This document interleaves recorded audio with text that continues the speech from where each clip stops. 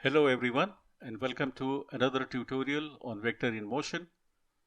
Today we are going to learn how to determine resultant of non-concurrent forces, and we shall be solving a problem that you see on your screen. But before doing so, let's take a look at the basic concepts involved in solving the problem. Let's say there is a force F acting at point A of this body, and we want to shift the point of application of this force from A to O. Because this point O does not lie on the line of action of this force, we have to add a moment when we shift the point of application from A to O. And this moment, MO, is equal to the moment of this force about point O.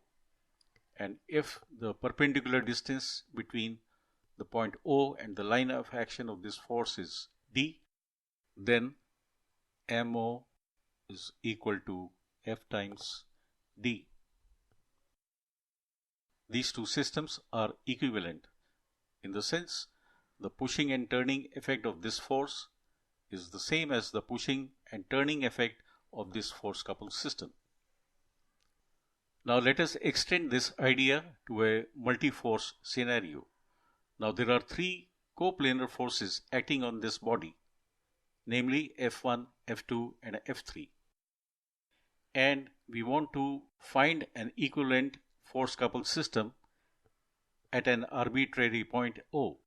So what we have to do is shift the point of application of each of the force to point O and also add moments of these individual forces about O, M1, M2 and M3.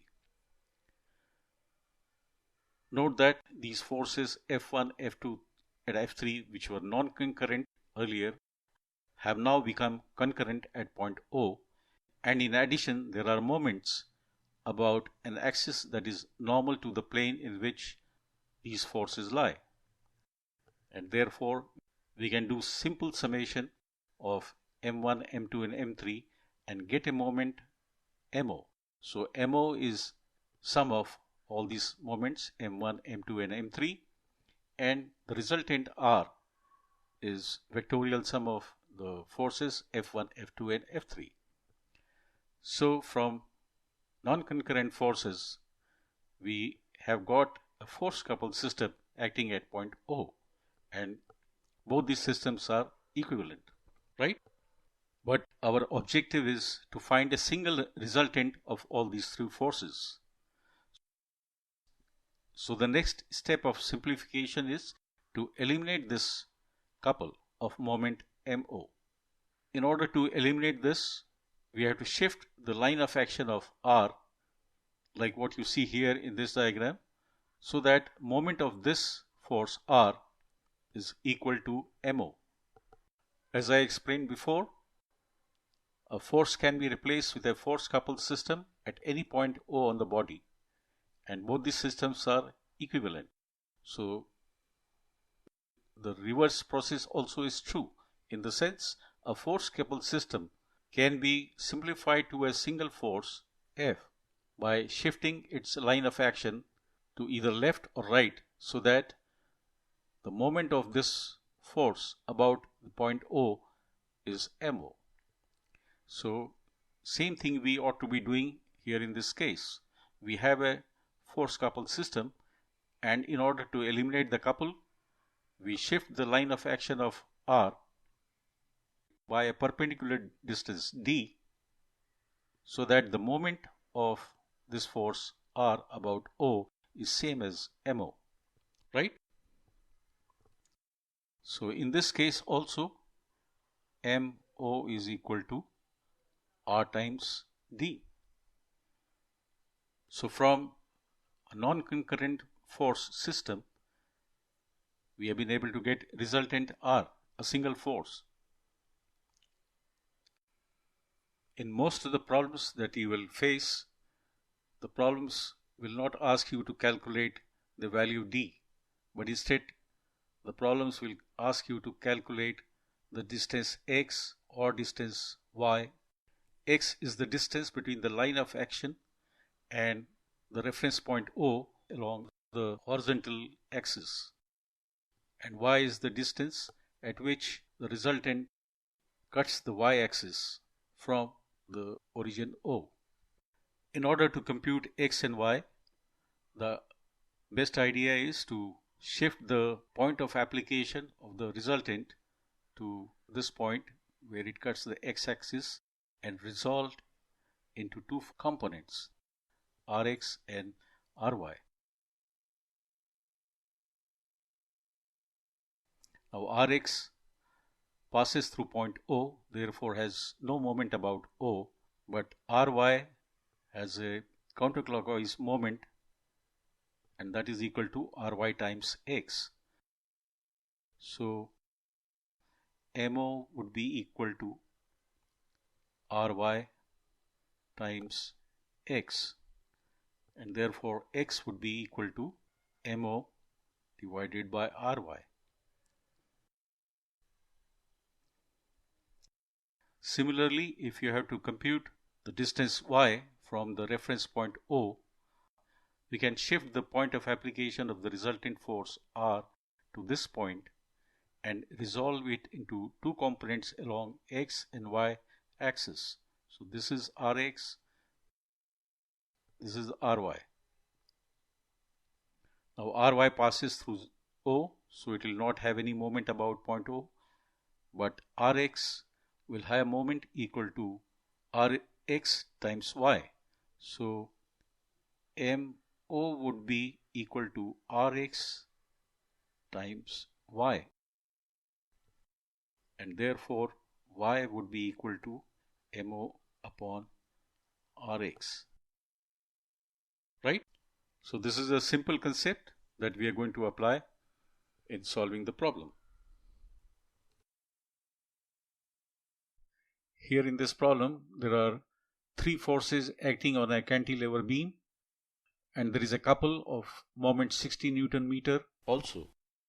And we have to find the resultant of this force system and also determine the distance from point A at which the single force resultant acts on the beam.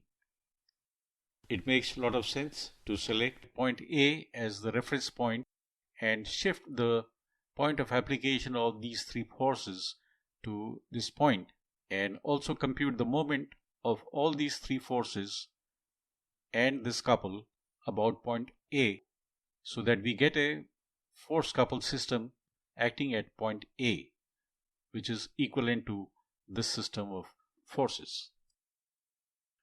What we are looking for is the resultant acting at A along with a couple of moment MA. So R is nothing but the vectorial sum of the three forces, right? This is the only force which has an x component. So Rx would be 300 times sine 30, and in y-axis we shall have minus 250 plus 750 and minus 300 cos 30, which is the y component of this force, and it is minus because it's pointing downwards. So we have R equal to 300 sine 30 I minus 250 plus 750 minus 300 cos 30 J, and this will simplify to 150 I plus 240.2 J. This is Rx, and this whole thing is Ry. So the magnitude of this force R is square root of Rx square plus Ry square, and it will work out to 283.2 Newton. So this is the magnitude of this force R, and the angle theta it will make with the x-axis would be equal to tan inverse Ry upon Rx, and will work out to 58.02 degrees. So this is 58.02 degrees, and the magnitude is 283.2 newtons. Now we have to determine the magnitude of this moment and the sense whether it is clockwise or counterclockwise.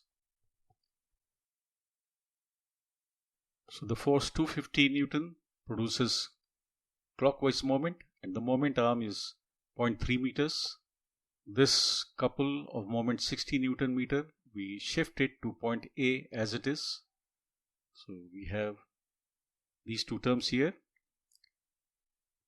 The force at C of 750 newtons will produce a counterclockwise moment, so it will be positive, and the moment arm for this is 0.3 plus 0.3, that is 0.6 meters.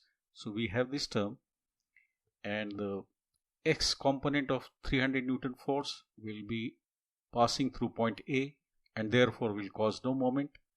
The vertical component will produce a clockwise moment and therefore it will be negative.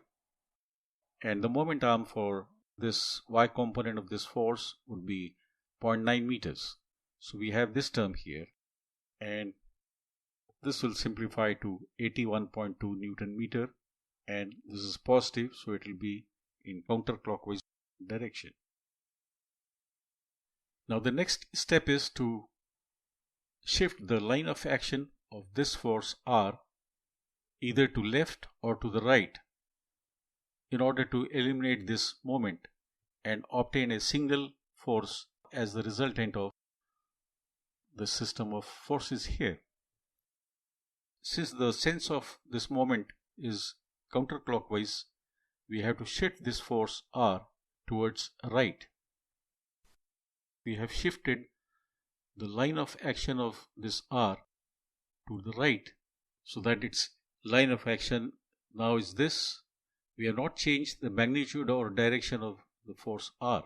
It remains same. That is, it makes an angle of 58.02 degrees with the x-axis, and its magnitude remains the same as 283.2 newtons. And now, in order to determine the distance x from point A to the point of action of force R, we have to first resolve this R into its x and y components.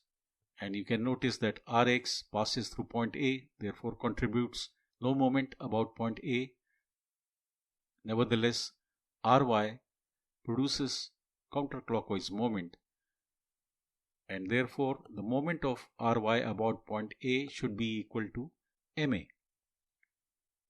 So Ry times the distance x will be equal to Ma and will be equal to 81.2, and therefore x would be 81.2 Newton meter divided by Ry. Ry is this value. So we divide by 240.2 and we get 0.388 meters. So the single resultant of this force coupled system would be a force of 283.2 newtons, making an angle of 58.02 degrees with the x-axis, and it will act at point A star, which is at a distance of 0.388 meters from the end A of the beam. So that's our answer.